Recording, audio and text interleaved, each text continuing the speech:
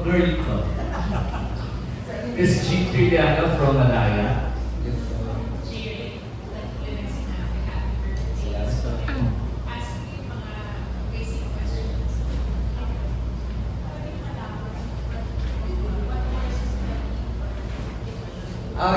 Yes po, I'm a graduate po ng Bachelor of Library Information Science.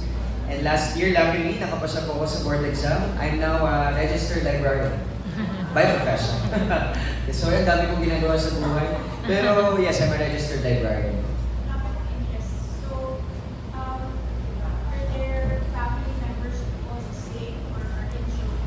Wala po. Ako lang po sa pamilya namin ang nasa karerang ito. Pero lahat po ng mga kamag-anak ko ay mga singers.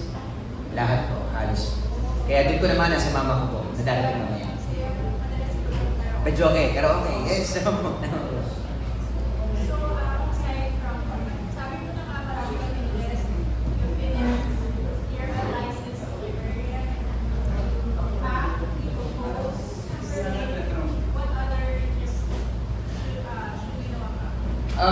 In future po, kasi tapos ko na, in future, gusto ko pong maging director ng pelikula. Pero sabi ko nga, masyado pa ako siguro bata, feeling ko lang, kaya gusto ko lang munang tahakin yung pagiging artist. And now, yung music career na lang po muna ngayong taon, and tingnan natin the next 3 years, yun yung plano. Ganun po kasi ako magplano ng karera sa sarili ko. Tinitignan ko po muna kung saan po ako, then alam ko mag-e-excel. Sa tingin ko po kasi nung pagiging manager, nataguyod ko po yung field stagers at nakaikot po. I'm a marketer din po kasi. I do marketing ng, yes po, I do marketing our shows in Luzon, Visayas, as far as Mindanao. So na-market ko po ang buong field stagers at tumiikot po kami sa buong Pilipinas sa mga musical plays. And ngayon po, natapos ko yung librarian ko, naging license po ako. And I guess this year, ito na po yung time ko for my music career. You are very successful at a young age. You mentioned kanina again and again, Uncle Joe. Yes po. And we know you're also familiar na medyo matulungay yung T-pop. Yes. Mga bands. Yes. So, may ka ba? Because here you are, venturing alone. As a manager. Kung kaba, wala po, hindi na nga po ako kinakabahan. Pero, wala po akong kaba kasi I do believe na I have my own brand. And it's up to the people if yayakapin nila yung brand na inihain. Kasi the beauty of music, still, it's subjective. Kung ano po yung gusto nyo pakinggan. Baka may gusto, mga ayaw sila pakinggan sa P-pop na gusto nilang pakinggan sa akin. And maybe kayo po gusto nyo mapakinggan yung musika. So, depending na lang po yan sa gusto ng tao. And I do believe na kanya-kanya kaming spotlight. And kung mabibigyan ako ng spotlight sa music industry, ang swerte ko kasi nandito po kayo lahat ngayon at kayo po muna nakatumay niyo para sa akin. Thank you. With that attitude, you know your role plays. Wow, salamat po. Maraming salamat po. Thank you. Thank you, Miss G. Triana. We have questions from Kevin Paber from Manila Concert Scene. Hello. Thank you pala and happy birthday. Maraming salamat po, sir. Sir, you perform in theater, right? Yes. What's the greatest lesson you've learned as a performer so far? So far, as a performer, check.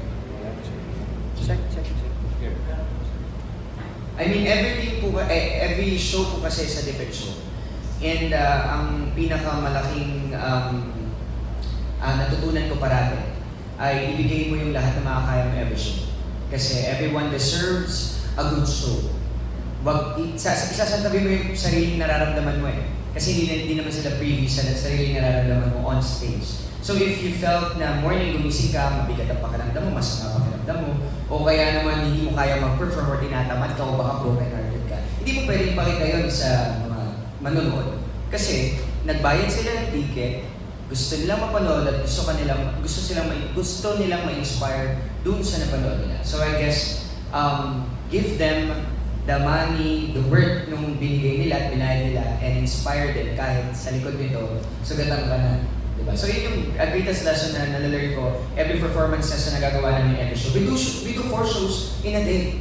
Unlike Broadway, diba? 90 sila. Pero here, in Phil Stages, we do shows ng 4 shows in a day. And minsan meron kami Saturday, Sunday, we do 8 shows in just 2 days. Ganun po sa amin. Kaya every day po, iba't iba. So, there are times na nagiging mechanical na yung acting because paulit-ulit, pero yun nga, kailangan ng fire and passion po as an artist. And I do believe na yun yung lesson na natutunan ko, na kailangan ibigay mo ng 100% because you don't know, tomorrow hindi ka na makakapag-perform ulit. Diba? So, Thank you, and good luck sa musical career. salamat po. We have questions from Sinigo Bravo.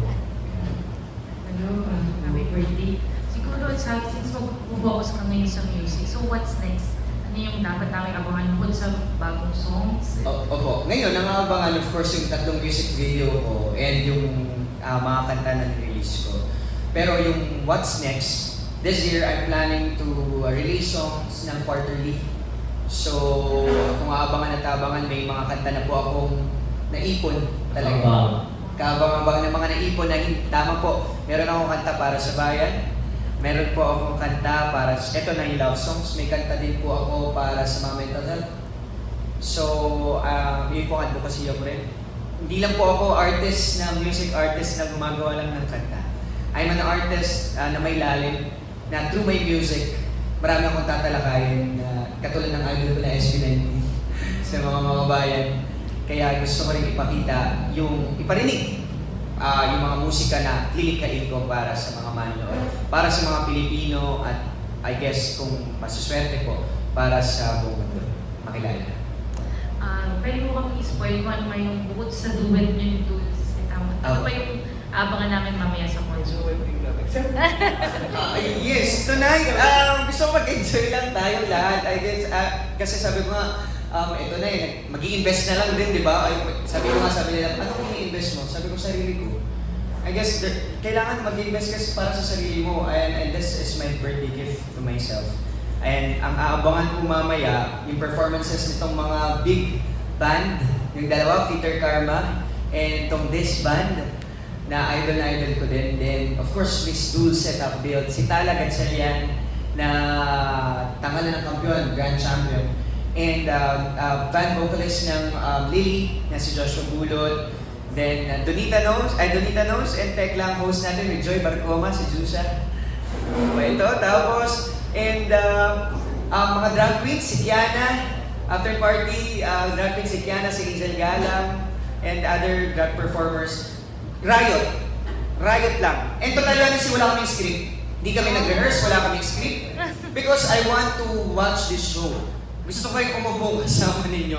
At kung hindi lang sa mag-launch ako ng grand music video ko, gusto ko lang umupo kasama po ninyo. Pero I guess my highlight of the evening is yung music video na pinaghirapan ko.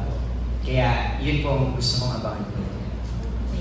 Sa dami ng guests niya mukha siya special. Okay, special guest. Ayaw ting guest. Yeah, I will have questions from Christian from Rider PH.